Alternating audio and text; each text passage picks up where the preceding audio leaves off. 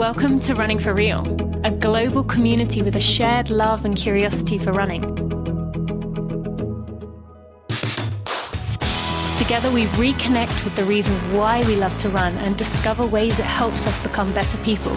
Whether it's the quiet moments of a morning run while the rest of the world still sleeps, or befriending the strangers next to you at the start line of a race, we are here to connect with others who see running as the common thread that weaves our lives together. Come join me, Tina Muir, as I talk with people from all walks of life, united by a love of running. Hello, my friends, and welcome to episode 309 of the Running for Real podcast. Thank you so much for joining me. Just as I was saying that, I hadn't planned on saying this, saying 309 episodes. 309. That's a lot. That's a lot of conversations, isn't it? Just that hit me for some reason all of a sudden. Anyway, welcome to the podcast. If this is your first time, I'm excited that you are here. Thank you for joining. If you have been here before, welcome back. I'm excited to have you back. And today I am excited to welcome a guest I have been wanting to have on for a long time. Started the arrangements for her to come on a few months ago, only to decide to push back as she was going on quite a lot of podcasts at the same time. I really like to keep guests different and to give big moments time for reflection and to be able to hear how someone is feeling about something after they've had time to digest it. However, in this case today, we never even actually got to that part I was intending on asking about this special moment for her that happened a few months ago. So I guess we'll have to have her back on. But today I'm excited to welcome Adrianne Haslet to the show. Adrianne was an internationally ranked ballroom dancer. She did a TED Talk in 2014, was a keynote speaker, and she's mostly known for being a Boston bombing survivor. She is fierce and strong and confident. She's now a keynote speaker primarily, goes all over the world doing these talks. Has been on the cover of the Washington Post. She has so much to her. She has not allowed what happened in Boston 2013 to take over her life, to stop her from living the life she wants to live. And you're going to hear a lot about that today. I did ask her some questions she hasn't been asked before, and we did go off on some random tangents, but I want to let you hear that for yourself. So without any further ado, let's go meet Adrianne. You are going to love her. Legacy of Speed follows the transformation of a San Jose State track program in the 1960s. What started out as a second-tier state college no one outside of California had ever heard of, quickly became known as the home to Speed City. The guidance of one coach and his unconventional techniques launched the careers of the fastest sprinters of the day. Host Malcolm Gladwell, a competitive runner himself and former podcast guest on here, traces the journeys of those sprinters who went on to ignite a boycott movement and protest the 1968 Summer Olympics. Malcolm talks to Olympic athletes, sports journalists, performance coaches, and documentarians. And you'll hear from some of the best runners of all time, Tommy Smith, John Carlos, and Lee Evans. It's a story about athletes who dared to take a stand and the mentors who made them fast enough and brave enough to change the world. Find Legacy of Speed wherever you get your podcasts.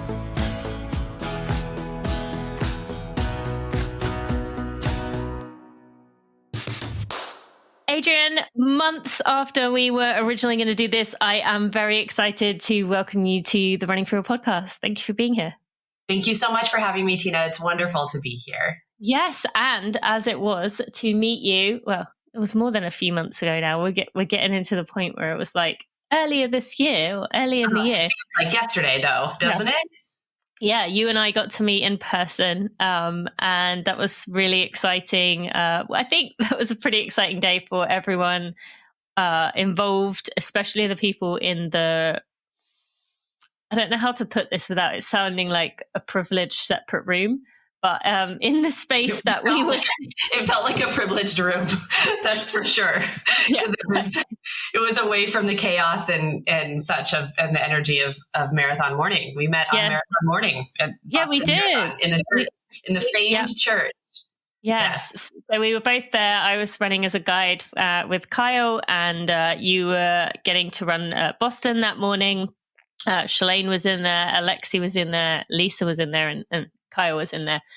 Yeah, it did feel like a bit of an elitist room. It just happened that we all found this side room away from, like, there were so many people packed into that church, and it was not quiet, both with people changing many, many legs and many chairs and everything else that comes with being a para-athlete. And so it was just controlled chaos. And I was very excited to have that quiet room. I know Shalane was too. I know you were too. Yeah, no, I always like having a bit of a quiet space. It did feel very Hollywood VIP of runners, though, with the lights and everything. Yeah. But I honestly don't think if you weren't in that room, I'm not sure I would have gone up to you or spoken to you or anything. So, that was that. I'm going to thank that room for that moment. And I think it was Alexi who found that room at first. So, or maybe you were already in there. I can't remember. I definitely wasn't the first one in there. So, I'm glad for that room. I'm glad we had the opportunity to meet. And I said to you at that moment, I really would love to bring you on. And I've been thinking all along that I want to go beyond the typical podcast. You get interviewed a lot. So always, well, not always, but there's a lot of the same questions that come through.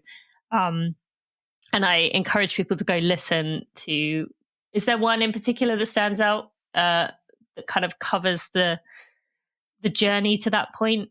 I think, I think in the running community, we're all big fans of Allie and her podcast, Allie on the Run. When she interviewed me for the first time, and it was in 2019, and you could search my name under her podcast. I've done 3, but if you go to the first one, I really get into kind of what happened in 2013, and my life before that. And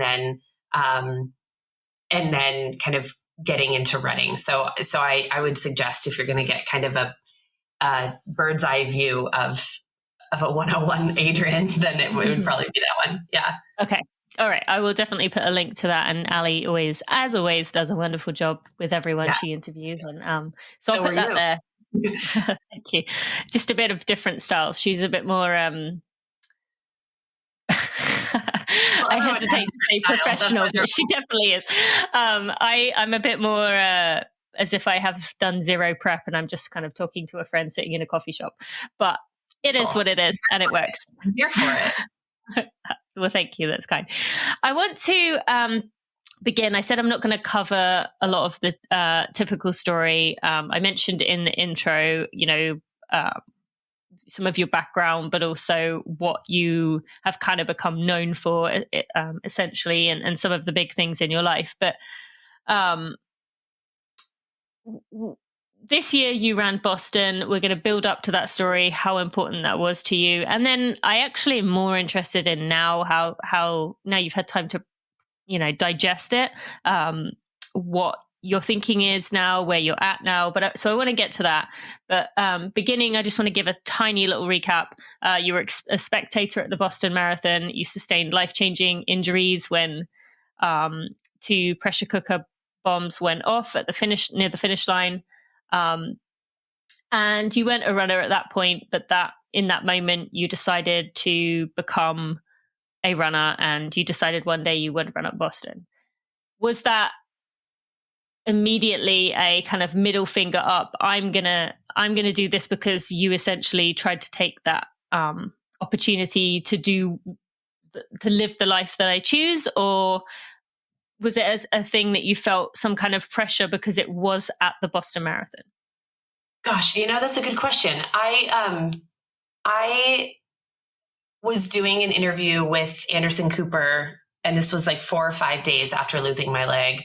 I lost my leg at the moment of impact. I didn't lose it later. It was gone on the sidewalk.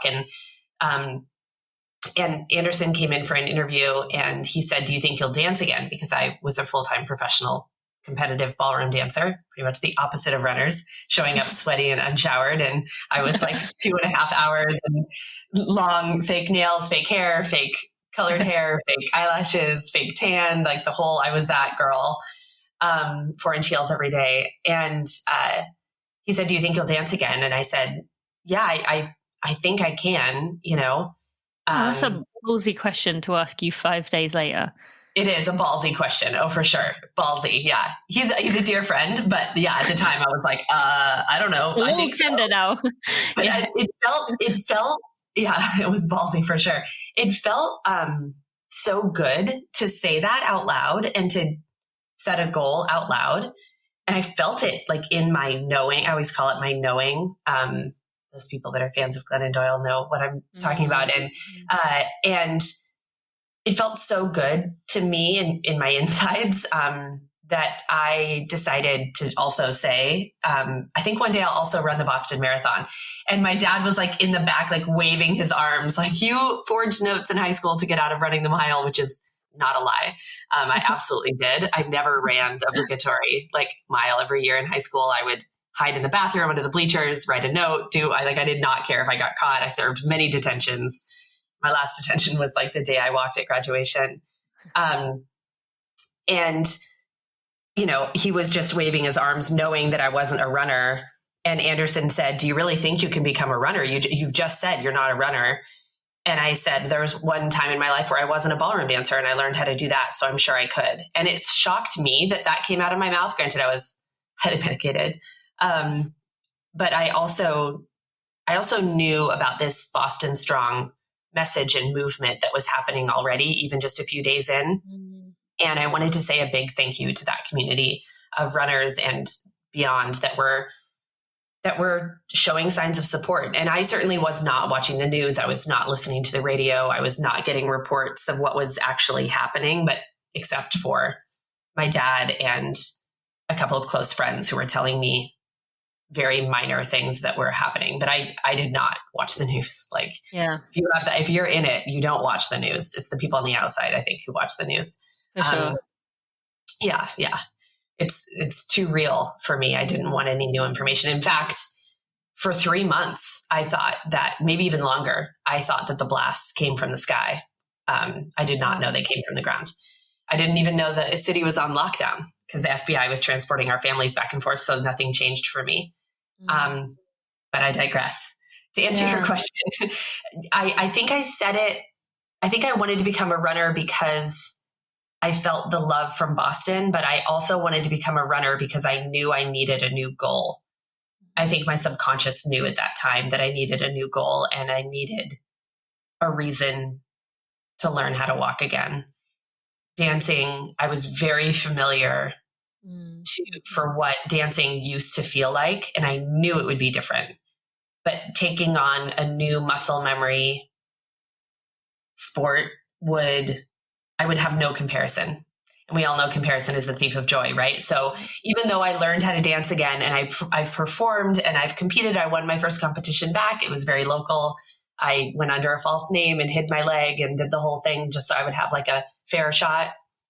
And even though I've done all that, the comparison of what it used to feel like to fly across a floor in 4-inch heels, I would never get to that stage again. And maybe I sound cynical, but it was torturous to try mentally and for PTSD and to hear the songs and then not be able to do the move and just torturous. So, and it's a partner sport, and finding a partner that actually believed that I could do it was very hard. I could do a whole podcast on the discrimination I faced in the ballroom industry for being disabled. And so, yeah, I have long answers, Tina. Sorry. No, sorry, don't. Sorry. And so, yeah, I think I knew I needed a new sport. I knew I needed a new challenge. You can tell no one's asked me that before because it's kind of amazing that you had that thinking 5 days in to recognize that. I just feel like my instinct would be, I got to get back to dancing. Like at that point, like I get maybe down the road, you'd be like, oh, but it's amazing you recognize that at that point that it was going to the toxicity. That's, you know, the word of the industry I was in. I noticed that immediately as soon as I looked down. Had it always been that way? Like, but you just maybe hadn't seen it, or absolutely. But when you're in it, right? All of us know when you're in a toxic environment, whether that's a relationship or a family or a work environment or anything.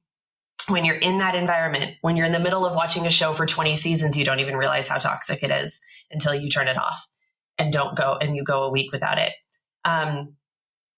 You don't realize how bad it is until you're out. And you don't know how discriminatory it is, and how I knew it was about perfectionism, right? Because you're chasing the satisfaction of watching 4 old, grumpy, creepy men hold up tens and paddles in front of you. Like for telling you if your body is good or not. I mean, it's so awful. So I recognized it definitely. Didn't have my head totally in the sand, but boy, when you're laying in the hospital bed and those ballroom dancers come and visit you, like, you see it hard. Yeah. I can imagine that would, easily. And I do feel whenever I see the Olympics, like the Winter Olympics, watching the figure skaters, watching the gymnasts in the Summer Olympics, I feel a very similar like thing of, obviously Simone Biles talked about that pressure a lot, but it is just in those sports. I mean, running is in some ways like that, but that's a good. Every sport has it for sure. Yes, that's a good transition point in terms of, I would imagine the recreational people that do it on the weekend side of dancing too are very, welcoming and everything. But what struck you about the running community when you, transitioned over there? I think the first thing I noticed is that you can show up unshowered with no makeup on and have your hair be so greasy and pull it back in a ponytail without 8 loads of hairspray. You can have flyaway hairs. You can not have fake eyelashes. I mean, there was so much visually in ballroom that you were judged on and truly judged on, not just like sideline sort of judged, but like it affected your score if you had a chip nail, like the whole thing. So, wow. It's, or a hair out of place, so I think what struck me about running is that people just hug you and smile, whether they know you or not, and welcome you and encourage you to be your best self. And they don't need to know you first. And you can't play defense, and you can't, you can just run as far and as hard as you want or don't want. You can take walking breaks if you're just, starting out, or even if you've been in it 20 years. And so I think that the thing I noticed first was that it is quite possibly the most opposite thing I could do. Like, I really think that. I mean, I think it is quite possibly the most opposite. To like throw a snot rocket be like me, it's not rocket in public, like never. Yeah, I'm trying to think of I was thinking something like Tai Chi. Oh yeah. But I guess that's still like slow, thoughtful movements, whereas running is just kind of a bit of a like throw your body around whatever means necessary. And stinky, and then go to brunch after and not care and feel like the most beautiful person on the planet when you're standing at a finish line and hugging people and not apologizing for being sweaty and smile. And it's divine. You're exactly right. Okay, I want to go back before we go further into the running community about that. So you mentioned, how quickly you recognize that. And I want to again bring attention to the fact that is really amazing that you recognized already, because I think we can all imagine how difficult that would be to consider going back to something that you knew so well. I mean, even, I think about my past life as a runner. I haven't really committed myself in any kind of way to training because I know the comparison is there. And I would imagine that would be even like 10 times harder when it's something that you were at the professional level in, and then having to have that realization deep down that no matter what I do, there's some things I just won't be able to do again. Did you always have that kind of, dare I say, stubbornness that like, I choose my own path. I, am in charge of my own future. Has that always been something in you, or was this a triggering moment for that? I've always been that way for sure. I've always been stubborn and independent and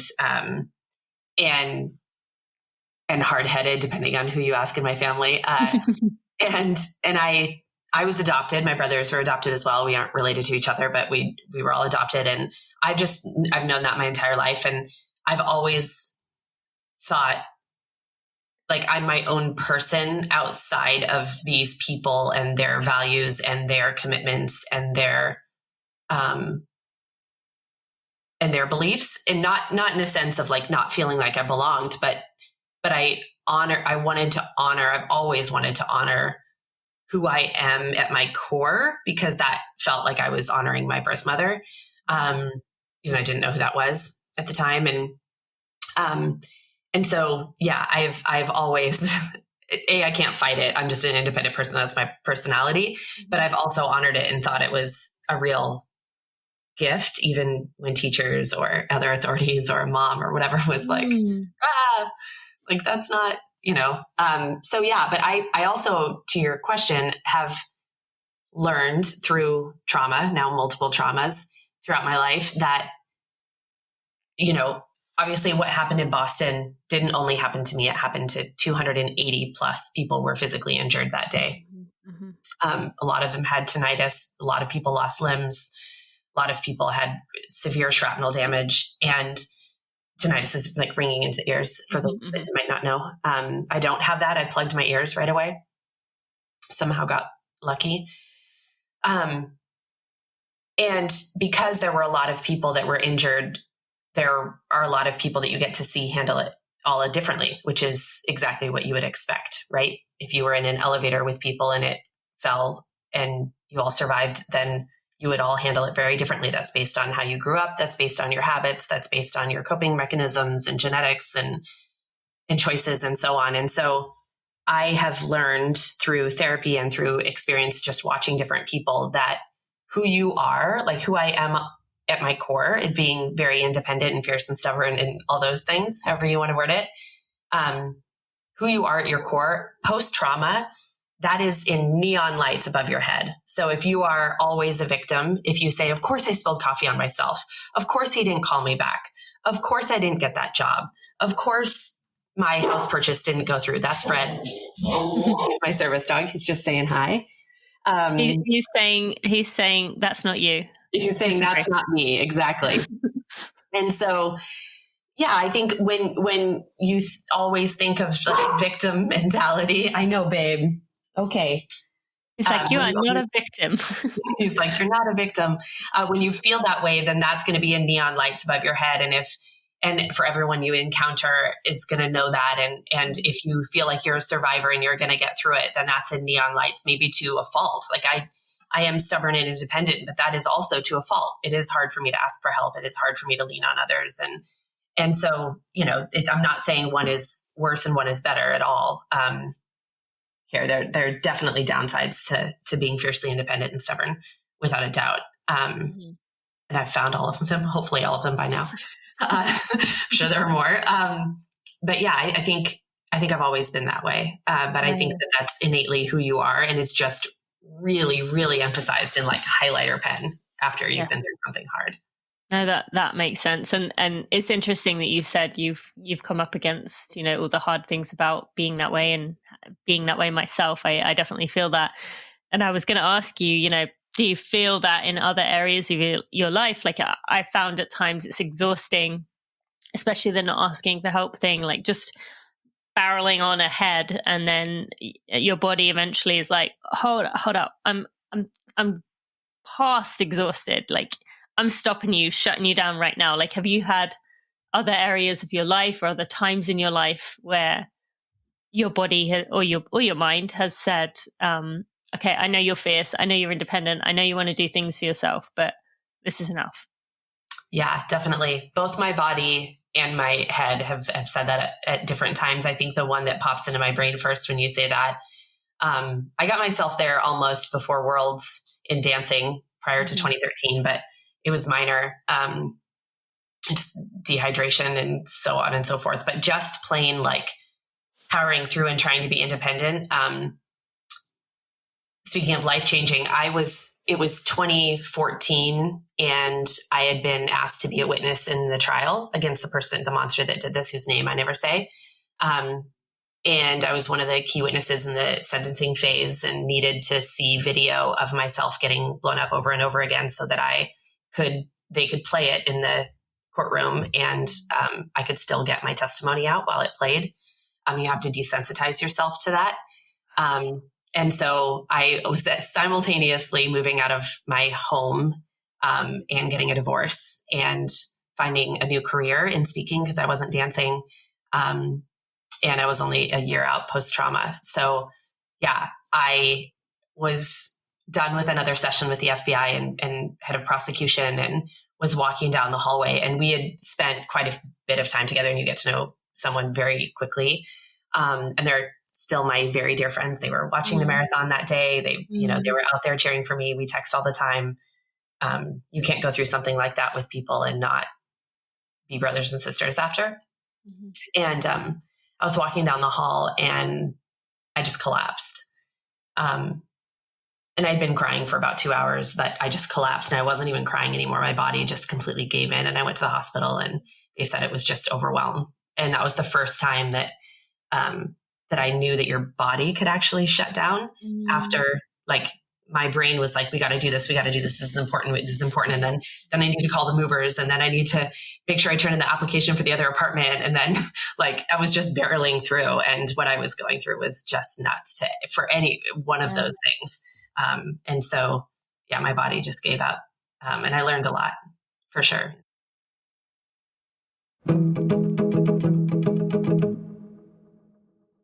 Thank you to Paceline for sponsoring this episode of the Running for Real podcast. The Paceline card is the first credit card with cash back powered by your workout data. Yes, that means your runs. Now, I just want to say, even if you aren't running right now, even if you're injured or something is meaning that running is not in your life, anything that gets your heart rate higher than a brisk walk counts towards your 150 minutes. When you hit 150 minutes, you will get up to 5% cash back on health and wellness purchases like your running fuel and your gear. Terms and conditions apply, so you can find out more at paceline.fit. But Paceline believes you should be rewarded for being healthy. And people who are physically active for about 150 minutes per week have an estimated 33% lower risk of all-cause mortality, basically any kind of death, than those who are not active. That's good for you and good for the world. And I want to just mention some of the places where you can get up to 5% cash back. So Trader Joe's, Whole Foods, REI, where we get our running gear, all those purchases, we can get up to 5% cash back. So you can apply for the card by getting more out of your miles by going to download the Paceline app from the App Store that you use and use code TINA. You will apply for the card. If you are accepted, you will be able to get that up to 5% cash back. Join me. I am not someone who has a lot of credit cards. I am actually very picky about which credit cards I get. I have very few, actually, I'll be honest. I had 2, now I have 3. That's all I've ever had in my life. I really am picky about these, and I love this one. I love that just running is giving me that extra bonus. And by the way, there's 3% cash back on everything else. Plus, card members can get reimbursed for the latest Apple Watch if you want to use that. And this app works by connecting with your Apple Watch, with your Garmin, so that you don't have to do anything other than logging into the app. So start getting more out of your miles, literally, by applying for the Paceline card today. Make sure you use code TINA when you download the app from the App Store. Go check out paceline.fit for more.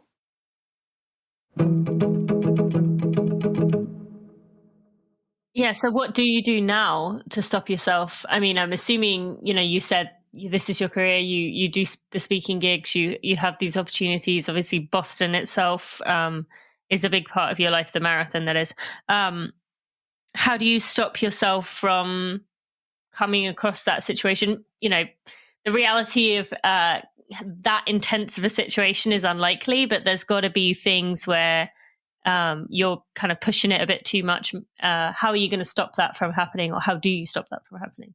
Yeah, I still am with the same therapist 9.5 years later. So that's a huge part, just checking in and learning how to check in with myself and being like, am I saying yes to this? Because of course I'd want to go to Iceland for a week and speak and do that. Or am I saying yes because like, I actually really want to do that. And I think I'm going to make a considerable difference there, and it's going to feed me, and it's going to, you know, not in the sense of like groceries, which it would do that too, but like, you know, is it going to give back to me as well, to where I don't feel like I gave everything, and didn't get anything in return mentally, to refill my cup, so to speak. So I think that therapy is definitely a huge part of it, and really checking in with myself. And then deep breathing. I went on a super nice, amazing dive excursion in 2013 or 2014, January of 2014, less than a year after losing my leg. I found an adaptive dive instructor and went diving in Costa Rica. And I learned about deep breathing, like for the first time ever. And you have to deep breathe in order to stay underwater and stay alive, and as slow as you possibly can if you want to enjoy what you're seeing down there. And I came back and was talking to a very dear friend of mine, Amy Cuddy, who is a body language expert. She wrote the incredible book Presence, which is amazing. And I just love her to death. And I said, I don't know what it was out there. I think it was because it's the only place without a terrorist that I just felt so relaxed. And she said, Adrianne, it was the breathing. Like, diving is known for helping trauma victims. And especially that's why the military uses it a lot when they have their guys hit by roadside bombs, just like I was. They usually do diving, and that deep breathing has helped me check in and not get overwhelmed, for sure. I wonder is that because of it forces you to deep breathe, rather than if you were sitting doing deep breathing yourself, you wouldn't necessarily stick to it and you might not take as long a breath? Like, what is it about diving? You know, I think it's a distraction from the reality of what just happened. So if I think, I can only speak of my experience, but, and also, you know, a lot of the military, as I said, has had very similar experiences as me with roadside bombs and losing limbs and such. From what I've heard, and my therapist has said this too, is that when you're diving, you're so distracted by like these sights, and you have no sound either. Like, you're underwater, so you're not hearing anything. And a lot of us that have PTSD from bombs are very triggered by loud, sudden sounds. So that takes that out of the equation entirely. Oh. And then, so you don't have to hear anything at all, including other people or opinions or anything. I'm weightless, which is wonderful for someone who doesn't have limbs, because we're not walking, we're not moving, we're just floating. And you get to look at really beautiful things. And then you're deep breathing and just sort of getting into this sort of meditative state where if you're home and you hear the dryer finish, you're like, oh, I can't forget to get my workout gear out of there, because, you know, or like you hear a siren and you're like immediately back to Boston on the sidewalk. You know, like, there are so many things that can happen in home meditation. I try and do it too, and it can be difficult. I think that's why people use noise canceling headphones, but diving is for anyone out there that like has PTSD or you just get overwhelm or anxiety. Highly recommend it. Highly. Yeah. Amazing. Yeah. Thank you so much. Yeah, for sharing that. That definitely will help people. I'm sure there's someone, you know, many people listening who either themselves or someone they know and love is struggling, and that's really helpful. So thank you for sharing that. I want to go start building towards Boston this year.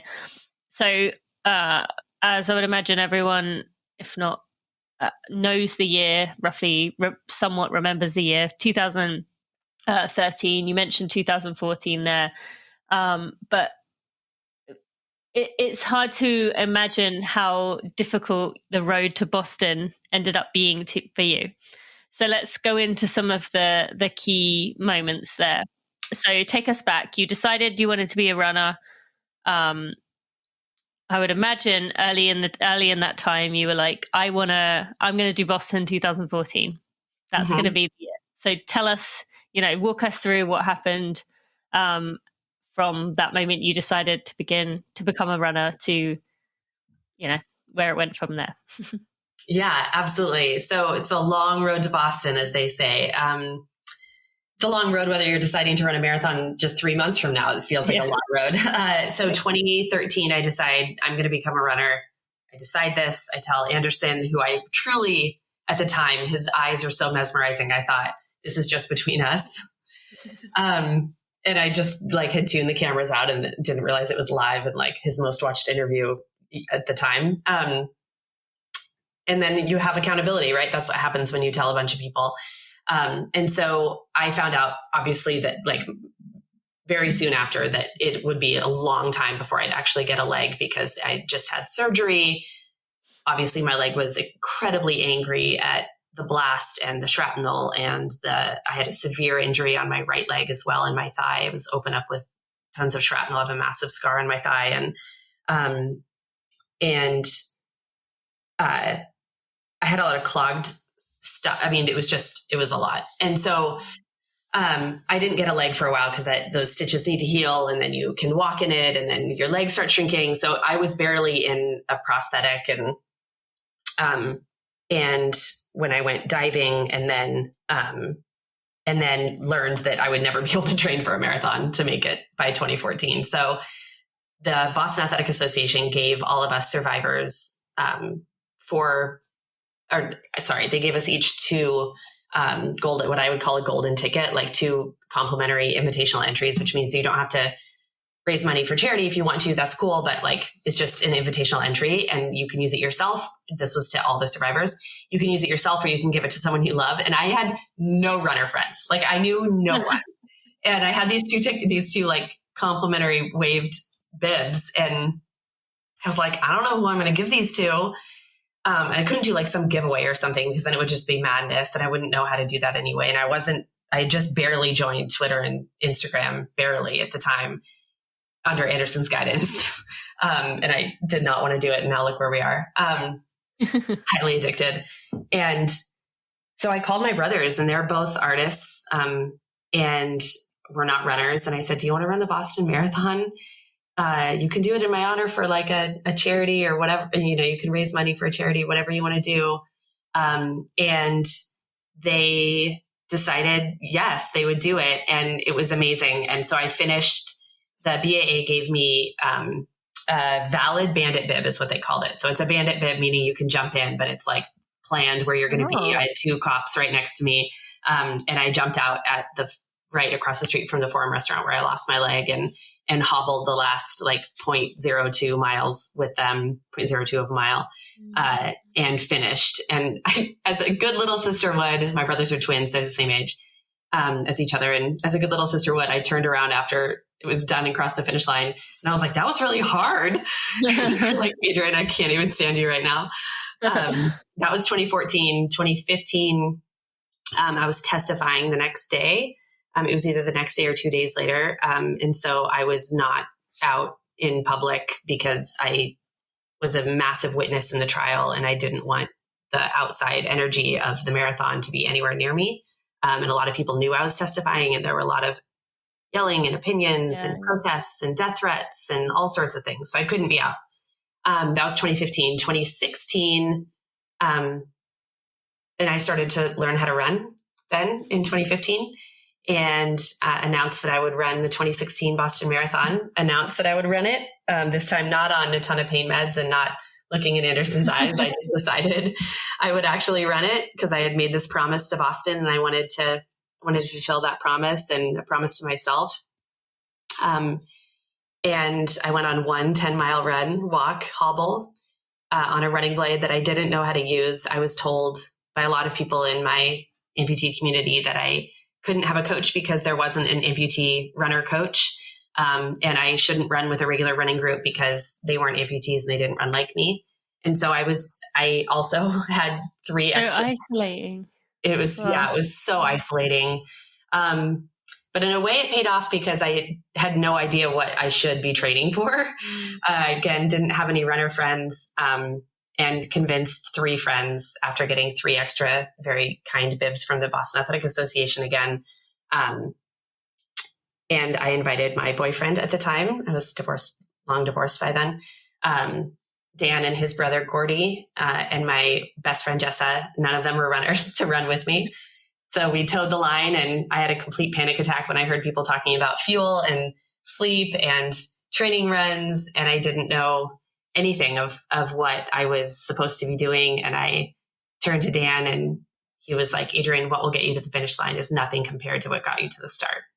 And he was right, because I had done so much. I had learned to dance again. I had performed. I had dove. I had run a little and gone through so much. I had the trial behind me. I had the divorce behind me. I thought, whatever this 26.2 miles is going to do, I can face it. And that was 2016. And I crossed the finish line in a PR of 10 hours and 44 minutes. It was so long and so hard, but I did it. And Obama tweeted me right after and said, we carry on. We finished the race. Congratulations. And amazing. That was life-changing and amazing. So I took 2017 off, and then wait. Well, let me just stop with 2016. When you had finished that, I mean, obviously you were out there a long time, a lot of thinking that could be done. Did you finish that thinking, okay, I've done it now. I've kind of proved that I can do this? Or was that when did the feeling come in of either that wasn't enough, or I love that so much, but I want to do that again? Immediately I was like, I will never do that again. Like, that was so hard.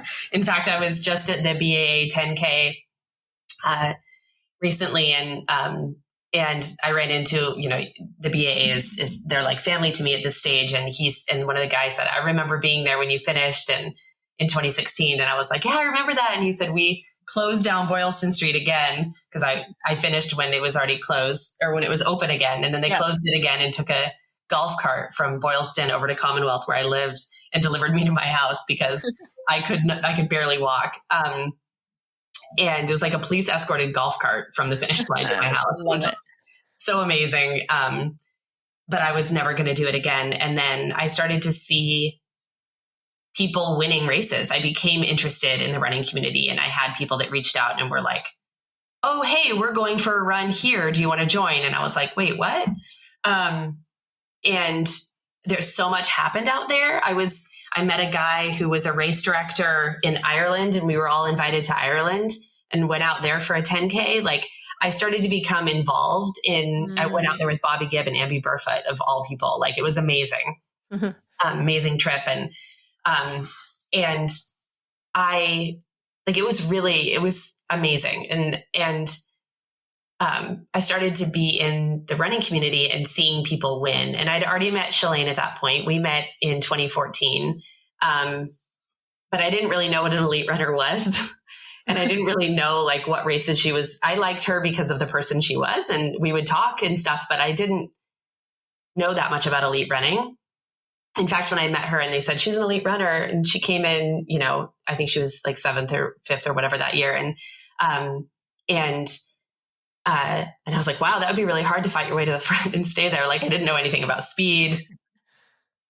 But then I started to see people win, and I was like, oh, I wonder if there's a division for me, because I was still highly competitive from ballroom. And I thought, wouldn't it be great to go from last to first? Like, how cool would that be to finish last? I'm last in the record book in 2016. My name's at the very bottom, which is very good for someone who's type A and competitive. For me, that was a really life-changing point for me to be more humble and that you don't have to be first to have the best day of your life. So I started to see that, and I wanted to know what it would be like. And I started to look at races and have conversations with people about why there isn't a division for people like me who run in running blades. Certainly amputees go and run in chairs and do the hand cycle, but that's not how I run. And that's not how a lot of people run. So it would be silly for me to do that. And I would never beat Tatiana McFadden. Like, we all know this. I have ballroom arms. Like, I would never. And so, it was really important to me to know, once I started to see that combined with the othering that was happening by being someone with a disability, and just my experience in the world of being excluded and in every turn at grocery stores or at, shopping centers or movie theaters, or, I was just being othered. I'd spent a long time in a wheelchair. And then even when I got my leg, I wasn't as mobile as I could be. And so I needed a lot of ramps, and I needed a lot of elevators, and just especially in Boston for how old the city is, and a lot of stairs and cobblestones. It was just that combined with the othering that was happening in racing. I knew I needed to do something. Were there other people in the space who you were talking to who were motivated to get the same changes made as you, that you could, support one another, but also have a companion in bringing this forward? Yeah, I did in 2015 and 2016. I was a opening keynote for the Amputee Coalition Conference. And that's one of the largest, if not the largest, convention for amputees. And we were doing a lot of advocating at the time for the one leg a lifetime law that's in New York State. We've since overturned it, which I'm really proud of. We stormed the Capitol in the right way. We had an appointment, just to clarify. But we took 30 of us and went from one area to another, and had a sit down with people on Medicare.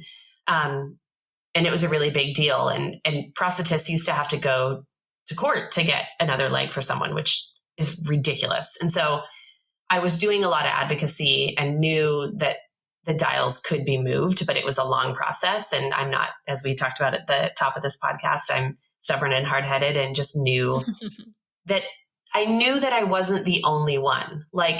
I was told, oh, well, you're the only amputee runner, so there can't be anyone coaching you. Well, obviously I'm not, right? We all know this. They're Paralympics. And you hadn't met anyone? I hadn't met anyone. No. Oh. When you go in for your leg appointment, you just go in, you go straight into the office, into the room, and then out again. You don't see anybody. And so once I started to go to these conferences, I started to ask around of who was running, and they're like, oh, I'm in Arizona, or, oh, I'm in Florida. And, you aren't running next to the person, or oh, I'm running such fast pace, make sure you're doing, and I wasn't even near there. So it was either inaccessible because of location, or inaccessible because those paces and races are not something that I even knew about or related to. And so, yeah, it was really tough. So I had some partners in crime for sure. People at the Amputee Coalition really helped. And there are a lot of people at the BAA that were, pushing and rallying too. I was not alone in this. Good. I want to jump forward just a little bit. We were talking about 2016. We will jump ahead of 17, 18, 19. You had a tough year, hit by a car, hospitalized for 2 months. Yeah.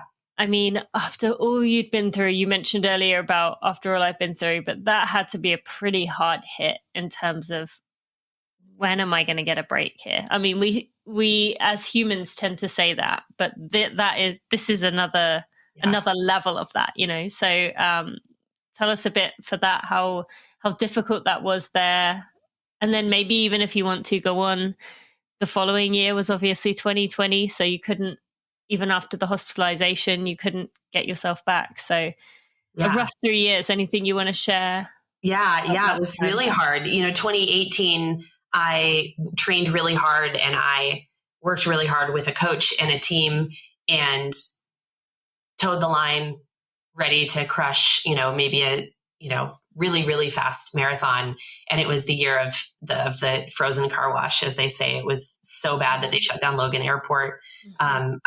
Frozen car wash. I actually haven't heard that. Coming from all directions. That's my friend Tom Grilk at the BAA called it that. And it was, so many people DNF, did not finish. And that was me included. I apparently passed by a medical tent, didn't know my own name. So that was just so defeating. And you train so hard for something. And then, you think you'd be prepared for all weather, but those people that say that did not run 2018.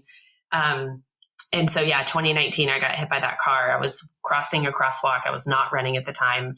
And a car had no headlights on, and I had the right of way. I always check to see the right of way, because I can't run out of the way when I'm in my walking leg. I physically can't run. So I know that I'm not going to be able to get out of the way. So I checked, and there was no car there, and he was going 40, 45, and slammed into me. And I flew a few car lengths, and spent a long time in the hospital.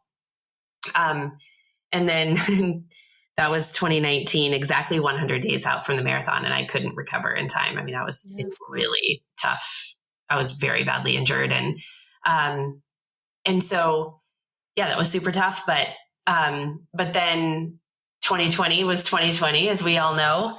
But at the end of 2019, I was called to go have coffee with the Boston Athletic Association to talk about my comeback race, which was the 2019 BAA 5K. I knew I couldn't do the marathon, but I was going to hobble through a 5K. And they said that there would be a lot of media there. And I said, okay, that's fine. I'm not going to be fast, and I'm definitely going to have to walk a little. And I don't know why, because I had been through so much trauma. I don't know why I was embarrassed by that, but I was should just be glad to be there. And Runner's World was kind of like, they literally ran right next to me with a camera, which was like, all eyes on you. And that was awesome. But they said, every time we think about planning 2020, we think of you. And I was like, that's sweet. Like, I'm the injured kid. That's nice to say, but I know that's not true. It's a marathon. You have 1 million people you're hosting. And they said, no, listen, we're having a new para division and we want you to win it. And I was like, no way. So I started sobbing, and I was just so excited because I knew what that meant for all of us amputees to be seen in this major world stage, and how many young amputees I mentee, a lot of young amputee girls, and they, it's going to make me cry. It's just amazing. And so we announced that at a news conference in 2019. And when we announced that night, I was on social media, and I had video after video of parents telling their kids that they could one day win the Boston Marathon. And they would all cry. And it was like the most beautiful thing you'd ever see. And then 2020 was 2020, unfortunately. And so marathon, for the very first time ever, even after the wars and everything, it always ran, but obviously it did not run in 2020. And then 2021, I rolled my ankle about a month out from the race, which actually was, you never want to roll your ankle. I had like a class 3 sprain, but, which was really bad, but I wasn't really well trained for that. So that's okay. And I got to watch the first para division, which was amazing. And I got to hear from the athletes and how proud they were and how amazing it was. And I got to see the lack of news coverage and some things that, no finishing tape and no knowledge at the finish line that they won. No one was keeping track of that. And the woman, I feel okay saying this story because she's given me permission, but Liz, who won the marathon both years, she's won both 2021 and 2022. She crossed the finish line and looked around and was like, oh, I guess I didn't win. I thought I did, but I guess I didn't. And, of course the elites go out on their own and they run like 4-minute miles. So they literally know they won because they're the only person there. Yeah. And the chairs too. But like when you're a para athlete and you're still cruising really fast, but like you have people that pass you, like wave one, they're running also 4 or 5-minute miles. And so she didn't know she won. And she's like, oh, I guess I didn't win because nobody's telling me anything. She went back, showered, and then looked at the app and realized she won. Like no one told her. Can you imagine? Oh, my heart broke. You said that you're close to the BAA people. Like, how did you handle that internally? Because you must have been like, I'm excited that you're including this, but like, what's the point of including this? Yeah. Like, did it almost feel like a box check in some ways? And how did you handle that if you were friends with them and close to them? Like, that's almost harder to talk to someone when you've, built that relationship up. Yeah, definitely. I mean, I had hard conversations with a couple of people that day. That day I heard about the finish with Liz, and I didn't say anything. It's not my story to tell. I only tell it now because she said it was okay.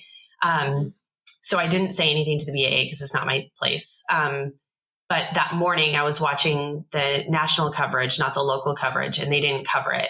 And I texted Kara Goucher, or didn't text. I don't have her number. I tweeted her and I said, hey, I really wish that you had covered the para division. This is the first time it's happening. I knew she knew about it. And she said, I didn't expect her to tweet because she was live on TV. And she said, Adrianne, I'm sorry. They didn't give them any of the television time. And I know she can't cover the cameras, but then I tweeted back and I said, so if they never showed the men, would you have never mentioned them? Ooh, well, I love Kara. I'm not saying this as a personal dig to her. I'm just simply saying, hey, if you want to preach a big game about how wonderful it is to include women in sport, remember the fight we had to fight to get there. And I'm doing that, trying to do that for para athletes. So, we don't get somewhere by being kind and quiet and, oh, well, they didn't show them, so I'm not going to say anything. Like, no, and this year, Kara mentioned it. Like, and she struggle herself as well with other things. And so it's hard. People can twist this however they want. Kara and I have talked a lot since then, and everything's fine. But we need, as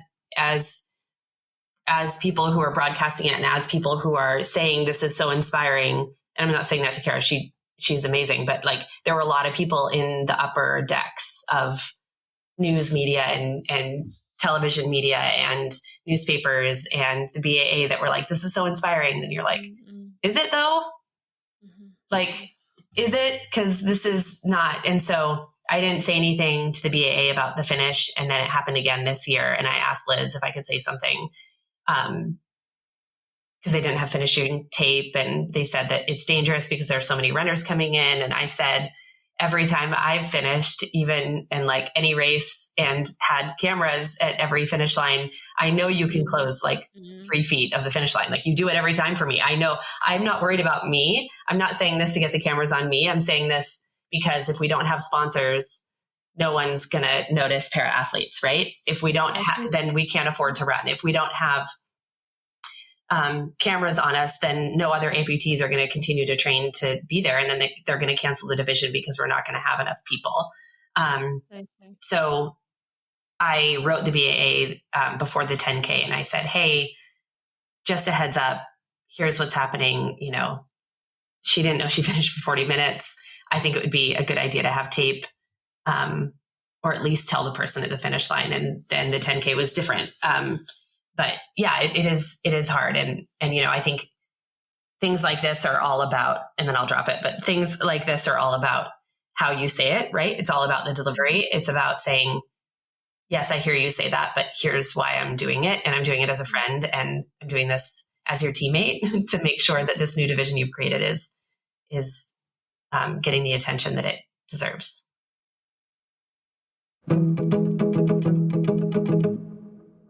Thank you to Allbirds for sponsoring this episode of the Running For Real podcast. Now, you heard Tim Brown, the founder and CEO of Allbirds, just a few weeks ago. I absolutely love talking to him, getting a bit of insight into where Allbirds came from. So cool. If you did miss that one, be sure to go back and check that one out. Now, Tim and I got to meet when we were at the press event for the tree flyers, which I want to tell you a little bit about today. So you can go faster and further with this new tree flyer. They are lightweight. They are super springy. And yes, I can attest to this. I've done 1 ultra. I've done 2 marathons. I've done a half marathon, a 10K and a 5K in these shoes. Love them. They are wildly comfortable.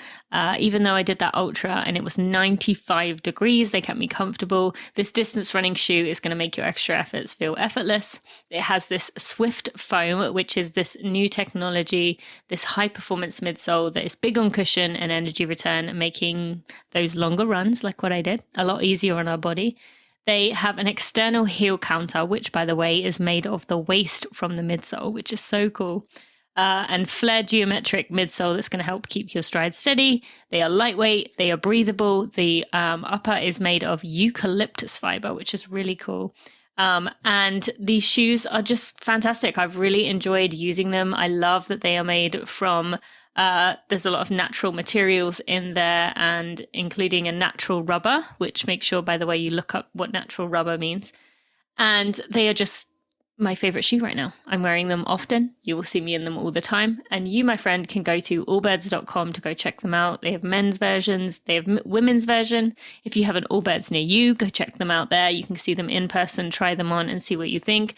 Also, I haven't even mentioned yet, my favorite feature is that they can slip on and off. You don't even need to untie the shoes to take them off, which I love. Go to allbirds.com to find out more.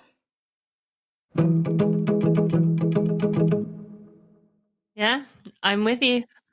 I'm with you. I've had many of those hard conversations as well. And it's in the running space, it's tough. And it is. Like, as you said, if you word it right, if you do it with the best of intentions, and you're speaking what's truth to you, then that's all you can really do. So thank you for sharing that, and that you've given a lot of insight to me and all the listeners about that. I'm trying to decide. There was two other things I wanted to ask you about. One, I'll save this year's Boston for last.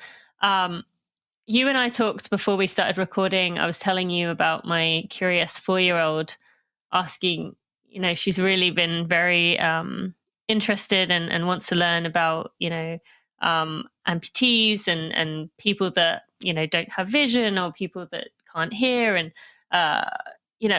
she's very interested in bodies right now.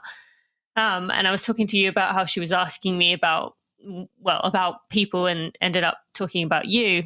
And then you said that this would be a good thing for us to talk about. You said you have nieces and nephews, or just nieces, and you've obviously had to talk to them about this. But let's talk about that for a few minutes. It's obviously something that, as with many of the different underrepresented groups that we see, it can be difficult to talk to kids about these topics. So, what advice would you give to anyone listening if they do happen to have a curious 4-year-old? I mean, I just kept gently following where she went without making her a cynic for life.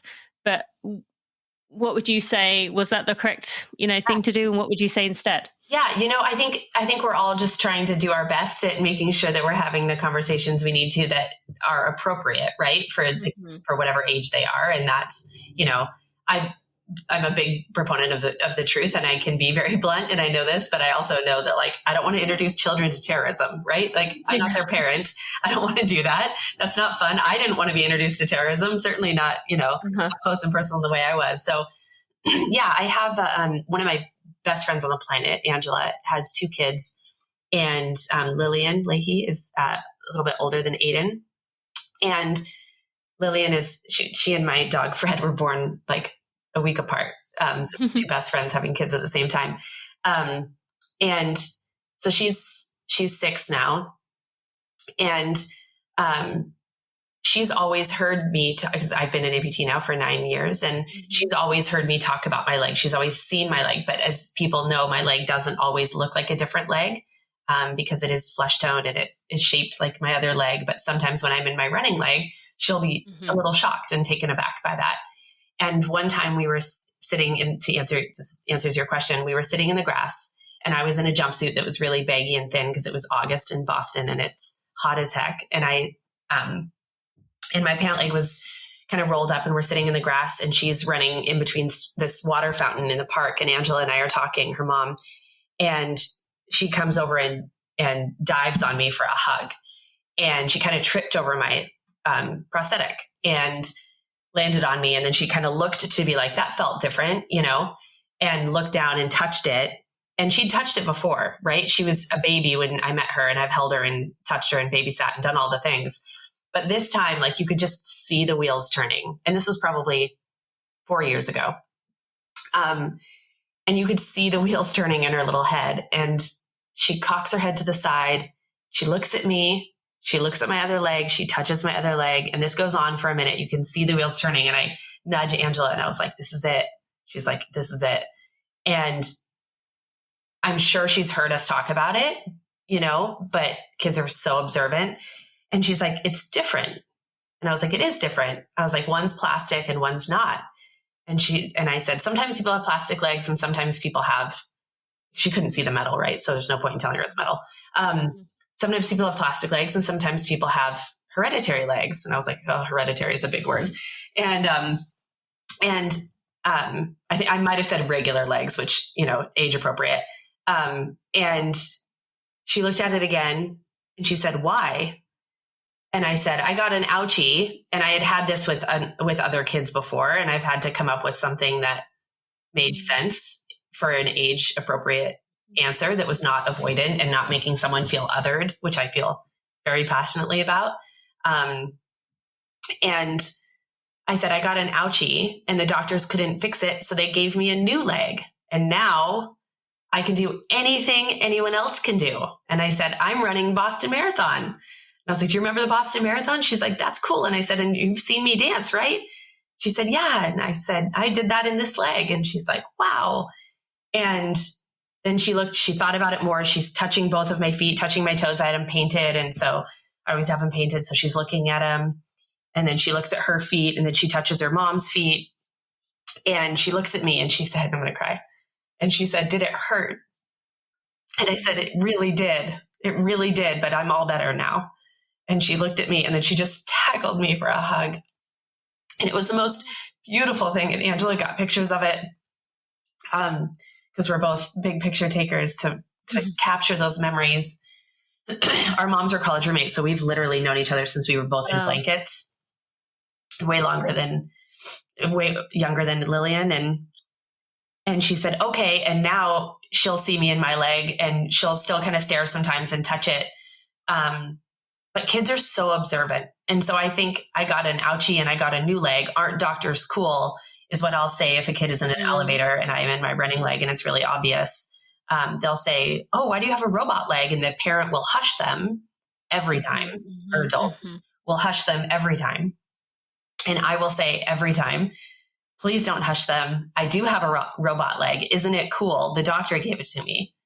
And they'll say, that is cool. And I was like, aren't doctors cool? And they will almost always say, they are. I want to be a doctor giving robot legs. And I'm like, you're welcome. Like, that's how easy it is. Like, they aren't looking for, I mean, obviously, as you know, that, you have a very curious daughter, and when you're in the elevator, you have the benefit of distraction, but in 5 seconds after the doors open, but it is more simple, I think, than we know the shame that can come with being disabled. We know the long story of what happened to me. And so we're walking on our own biased eggshells of what this child can absorb.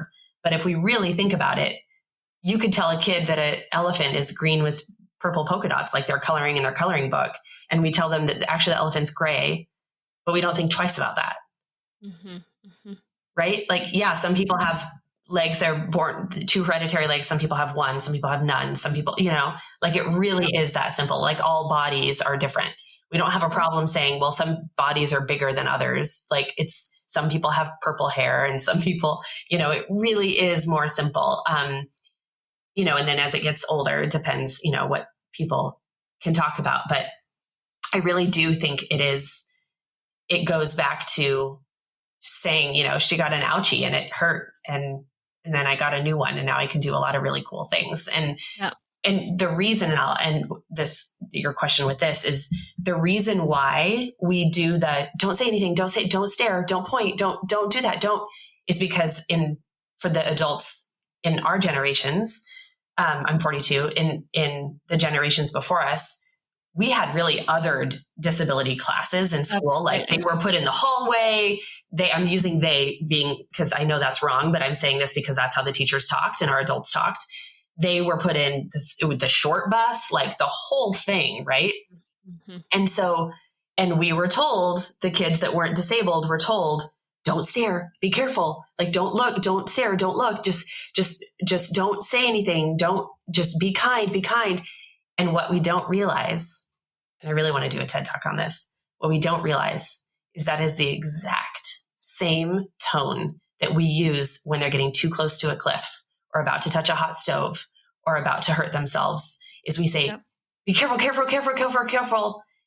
And then we grow as adults, and we don't realize why we're so uncomfortable and nervous around people with disabilities. So true. Absolutely. Yes. Yeah. Because we have that memory of that feeling of every adult near us going, careful, careful, careful, careful.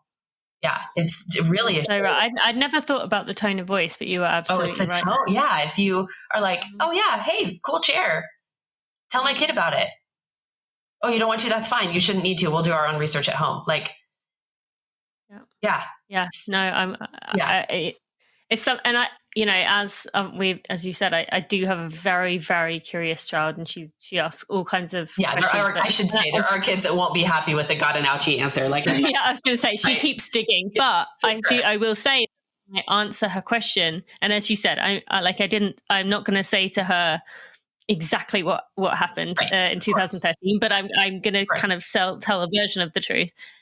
And when I answer her question, she is satisfied because she actually gets an answer rather than a like go away. Kids know, they like my nieces and nephews, my brother's kids, they know when we're not answering a question, like they get it. And it's the same thing as like, I can't tell you that we're othering them by not answering the question.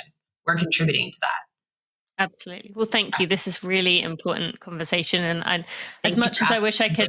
That's a big one that I just feel so passionately about. Yeah, as you should. I mean, it's not just ableism. I mean, it's racism, it's gender, like all of these underrepresented groups feel very similarly in the kind of like, that's not the way to deal with it. I do want to just wrap up here with 2022. We mentioned we met you. We mentioned you had Shalane with you. You finished the race with her. Had an incredible experience. You went on to I'm trying to think of which bit to wrap up here with, because there's so many things I still want to ask you. We'll have to do a round 2 of this. Yeah, absolutely. I'd love to. I think the final thing I want to ask about is, I remember going past you with Kyle. I don't know if you remember us coming past you. I think mile 14. I think you started a bit ahead of us. Or maybe we started at the same time. I can't remember. Oh, no. I'm getting confused because I've stood next to Shalane a few times. Yeah. In the last few years, just happened to end up near her. Started at the same time. Yeah. You did start at the same time. Mm-hmm. Okay. And I remember going past you, and I'm just going to be honest here. I remember thinking, like, feeling for you, because I was like, God, I got to imagine that's got to be so hard knowing you have Shalane next to you. And every time you have to walk, being like, I'm sorry, Shalane. Or maybe you didn't feel like this, but that's what I was thinking. Like, you'd have to be like, sorry, Shalane, can we walk again? And was that difficult to do that? Like, that was what I was thinking as I was going past you. Like, God, that's got to be so hard on your ego to be like, Shalane, can we walk now? Or like, Shalane, do you mind if we like take it easy? Did you struggle with that? That's just the one thing that's been in my head. Yeah, I did struggle with it. And to be really clear, like, she had told me, like, we're gonna walk. Like, you don't need to impress me. I've been impressed with you before I started coaching you. When we met you, I'm gonna cry. When I met you, like, you don't need to, and this isn't my race. Like, this isn't my thing, is what she would like. She's in it. She's so invested, all of that, but she's not trying to be Shalane in a race, right? Like, she's being the support runner and the badass, amazing support runner that she was. But she was just like, you don't have to impress me. Like, we're going to walk. But yes, she couldn't have been cooler about it. And yes, also I felt like, oh man. And as it got further, I was walking more and more. And I just felt like, I felt bad, but I also couldn't do it. We were such a team out there. She's so, we were in it for the same why. You know, she handed out water to her dad, you know, so close to where the bombs were, where they still had the water stop that close to the finish line.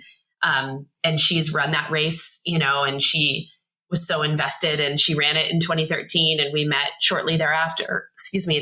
And she was so invested in my dream and my goal. And we had become so close that, yes, I felt bad for walking, for sure. It's still an ego thing, you know, but she couldn't have been more supportive or more loving or more amazing through it all. And, but I remember when you passed, and I was in the pain cave at that point. It was pretty rough. Yeah. No, yeah. I came out of it a few times, but it was, and then went back to it, but it was really rough. Yeah. Yeah. I could tell that you were, and that's what made me think about it. 'Cause I thought, God, that's going to be so hard to, and as you said, it's not that Shalane was like, oh, yeah. But like in your own, like you got to the halfway, and she said, Adrianne, we're halfway. Can you believe it? We're halfway. Can I tell you your pace? Like, she meant it. She doesn't lie to you. She's not trying to sugarcoat anything, you know, and that's why I love her and why we get along so well. But she was like, can I tell you your pace? We're crushing it. And And I said, no, I don't want to jinx it. And she said, Adrianne, this is where we met up for the half marathon when we were training right here. Do you remember? Harry had his his speakers on the bike and we cruised the hills and we're going to do the same thing. This is just a training run. I'm so proud of you. And I was like, I totally am doing it. So yeah, we were just thriving out there. It was, even though the pain cave came, it was still the best day of my life. And to have her right next to me, I was like, I freaking manifested this shit. Like, excuse my language. But I was like, I manifested this shit. Like, this is amazing. Like, I cannot believe that the opportunity to compete in the Boston Marathon with no leg. And I don't usually say that. I say I have a different leg than everybody else, but I have, a running blade and I'm with Shalane, and like, it was just, it was a big deal. It was so awesome. So many setbacks around Boston, and then for it to all come back together in a way. And for the first time, it was at its usual time of year, and the buzz that weekend was insane. So it was. I did a story with the Washington Post. We didn't do a lot of interviews leading up to it because I had done a lot of interviews leading up to 2016 and then had a really slow race. And I knew I wouldn't have a slow race this time, but I wanted my running to speak for itself. And I was asked to do an interview with the Washington Post, and I really liked that it was all women working on the story. And so I decided to do it, and it made the cover of the Washington Post that day. And so it was just, there was a lot of hype for it, and I felt so much love and support. And I felt like I was finally saying that big thank you to Boston that I had wanted to do since 2013. Amazing. What a way to wrap. I want to dig in more, but as I said, we will save that. What a perfect ending there. Thank you so much for joining me. Where can people go find you to follow along? I am happily addicted to Instagram. You can find me there at Adrianne Haslet, just the same way my name is spelled. And I occasionally am on Twitter, but you won't see anything there that you don't already see on Instagram. Yeah, go follow on Instagram, and I'm sure they will. Thank you so much. I appreciate you, and have really loved getting to know you here. Let's do it again sometime. Absolutely. Let's hang out in a church side room sometime again, pre-race. Hi, friends. Just a quick message to say a big thank you to the Running for Real team. While I may be the face of Running for Real and the voice behind the podcast, there are a group of people who are working tirelessly to provide everything that runners could need within our community to make our community stronger, better, and evolve and grow and learn from one another. We are working really hard to make Running for Real the place we believe it can be within our community. I just want to take a moment to thank everyone on our team. That is Victoria, Stacy, Sandy, Sally, Maria, Kelsey, Kat, Jeremy, and Erica. I appreciate each and every one of you and the hard work that you put in. Now let's get back to the show. Thank you so much for listening to that episode with Adrianne and I. As I mentioned in the beginning, we didn't actually manage to get to a lot of the things I wanted to ask her about. And we didn't even talk about what I said at the very beginning, which was that I wanted to ask her about some reflection points after Boston and having the time to digest. But we did get into some really important other things. And I hope you appreciated that part at the end about talking to kids. It is something that she brought up to me as something that is never really talked about, but is important to discuss. So I hope that was helpful for you and the people in your life. I also want to thank our sponsors for today. You can find links to Adrianne, to everything we talked about in the episode, and the sponsors by going to runningforreal.com/episode 309. And there our sponsor information will be. But I want to thank Allbirds. Thank you for sponsoring this episode. Go to allbirds.com. Go check out those tree flyers I've been raving about. You will see why I love them so much once you get yourself a pair. I also want to remind you about the Legacy of Speed podcast, which has been created by Tracksmith and Pushkin. Pushkin is Malcolm Gladwell's business, and he is also the host of this podcast. It is really, really good.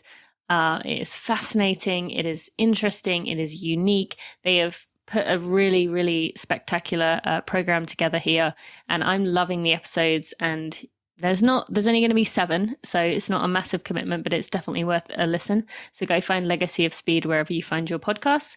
Also, Tracksmith, you can get free shipping plus 5% of your order will be donated to Runners for Public Lands, not literally 5% of the item. You know what I mean? 5% of the money you spend will go to Runners for Public Lands, my favorite nonprofit. I love that Tracksmith is doing this give back instead of a coupon code for me. That's really important. So you can use code TINA15 to go get that, or again, check out the link in the show notes. And also go check out Paceline. It is my new credit card. I am absolutely loving it.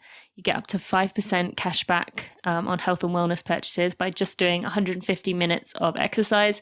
Doesn't have to be running, can be walking, whatever, but it is really easy to hit. You get that great cash back. Obviously, terms and conditions apply, but I'm really enjoying it, and I think you will too.